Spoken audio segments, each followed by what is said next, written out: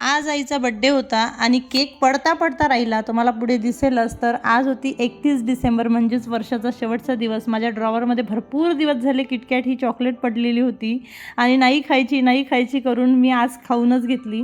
भरपूर छोटे मोठे कामं होते घरातले, ते करून घेतले पटापट, कारण की आईची बड्डे पार्टी करायची होती. संक्रांत आता जवळ येत आहे, तर संक्रांतीसाठी 2 साड्या घेतलेल्या आहेत मी.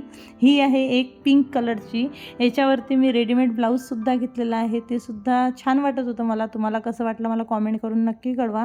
आणि एक घेतलेली आहे ही, जी की संक्रांतीला मी घालणार आहे लायरा पॅटर्नमध्ये, आणि छान वाटली मला. पण एवढी काही महाग नाही आहे, दोन्ही साड्या स्वस्तच आहेत.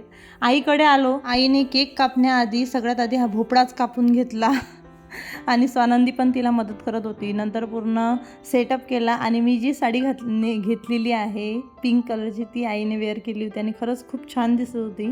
स्वानंदीचं बघा, केक कापण्याआधीच केक खाणं चालू होतं. मागून पूर्ण कोरून ठेवला होता त्यांनी केक दोघींनी.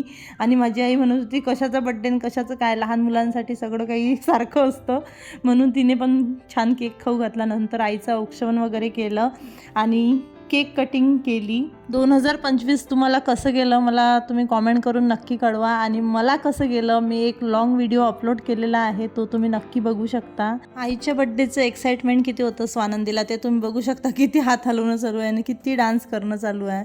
बड्डे करण्यामागचं कारणही तेच होतं की स्वानंदीला खूप जास्त बड्डे करणं आवडतं. तिला कोणाचाही बड्डे असो, पण केक कटिंग करायला खूप जास्त आवडते आणि तो फुलझडी वगैरे ती जडते, त्याला खूप आवडते तिला. तर त्या कारणानं आम्ही छान असा बड्डे केला.